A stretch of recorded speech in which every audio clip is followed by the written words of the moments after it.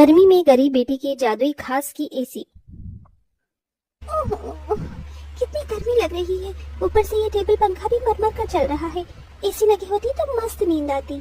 तभी पंखा चलते चलते जोरदार आवाज करके बंद हो जाता है, जिसकी आवाज से गरीब सत्यकाम का परिवार जाग जाता है।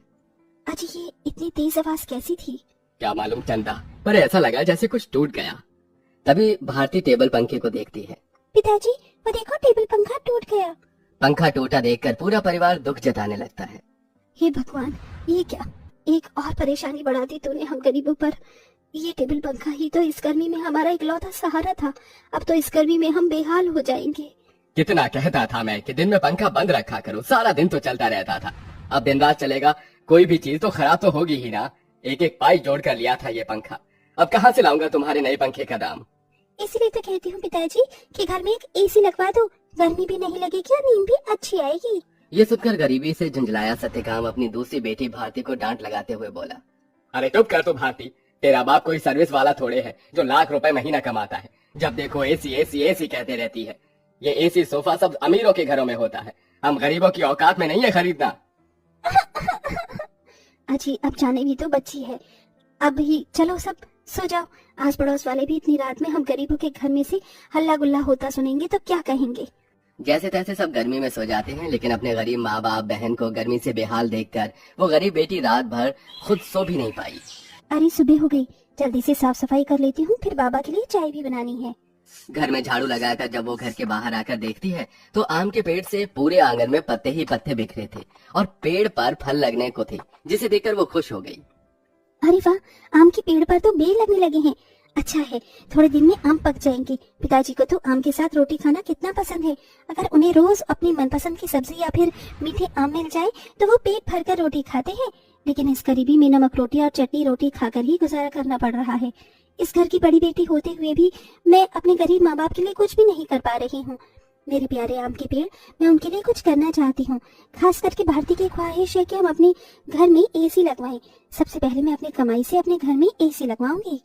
गीतू रोज ही अपने आंगन में लगे उस आम के पेड़ से अपना सुख दुख बांटती थी। वो पेड़ जैसे उसके परिवार का हिस्सा बन चुका था, क्योंकि गीतू ने 5 साल की उम्र में आम की गुठली बोई थी और हर दिन उसमें खाद पानी डालती, जिससे आज पेड़ इतना विशाल और फलदार था। पेड़ के नीचे हर कुछ दिनों में घास उगाती, जिसे गीतू जुगाड़ लगाकर कभी घास की चटाई तो कभी कालीन बुना करती थी। गीतू, मैं और तेरे पिताजी जमींदार के खेत पर जा रहे हैं काम करने। माँ, आप और पिताजी अपनी खेती खुद क्यों नहीं उगाते? वो जमींदार तो यही चाहता है कि हम गरीब लोग सारी जिंदगी उसकी गुलामी करें।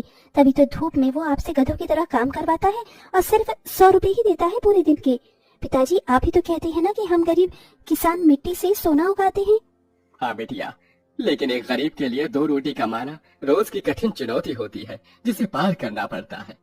सत्यकाम और चंदा चिलचिलाती कड़ी धूप और गर्मी में खेत पर आते हैं, जहाँ जमींदार ठाठ से कुर्सी पर बैठा था और नौकर छतरी लिए खड़ा था। ओहो, बाप रे बाप, कितनी गर्मी है, आग बरस रही है। इतनी गर्मी में तो एसी की ठंडी हवा छोड़ने का मन ही नहीं करता। राम राम मालिक। अरे भाड़ में गया तेरा राम राम, यहाँ गर्मी से मेरा कचूमर निकला जा रहा है। कहाँ मर रहा था? हाँ, अब तक कहाँ मर रहा था? चलो दोनों मियाँ बीवी खेत जोतने में लग जाओ, उठाओ हल। जी मालिक। बेचारे दोनों कड़ी धूप में उतनी बड़ी जमीन में हल जोतते हैं, उनके माथे से टप टप पसीना बहता जाता है। अजी शाम हो गई, आज तो मालिक दिहाड़ी देने के डर से आए ही नहीं। उनकी हवेली चलकर मांग लेते हैं। पंखा ठीक भी तो कराना है, वरना गर्मी में गुजारा नहीं होगा। दोनों जमींदार के घर आते हैं, जहाँ जमींदार पांव पसारे एसी की चिल्ड ठंडी ठंडी हवा खा रहा था। ओहो, क्या मजा आ रहा है। एसी में भैया मजा बहुत है। अरे सत्यकाम, तू यहाँ? जी मालिक, पैसे दे दीजिए। ये पकड़ 200 और चल दफा हो जा। इसी तरह दिन गुजरते हैं। दोनों मियाँ बीवी जो भी कमा कर लाते अपनी गरीब बेटी के हाथों में रख देते, जिससे बहुत ही समझदारी से गीतू घर चलाती और उसमें से कुछ बचा भी लेती। 100, 200, 300, 350, 400, 410, 420, 30, कुल मिलाकर मेरे पास अभी तक के 700-800 रुपए ही इकट्ठे हुए हैं। इतने में एसी कहाँ से आएगी? अगर मैं किश्त बंधवाकर भी एसी ले आऊं तो फिर मैं कैसे किश्त भरूंगी? तभी भारती अपनी गरीब बहन गीतू को परेशान देखकर बोली, दीदी, आजकल तो कबाड़ी वालों के पास भी अच्छी अच्छी चीज मिल जाती है। अमीर लोग तो नया खरीद लाते हैं और महंगी चीज भी बेच देते हैं। हाँ, ये ठीक रहेगा। मैं कबाड़ी में से कोई एसी उठा लाती हूँ। गीतू एसी खरीदने कबाड़ी की दुकान पर चली आई। भैया जी, मुझे कोई सस्ती एसी दिखाइए।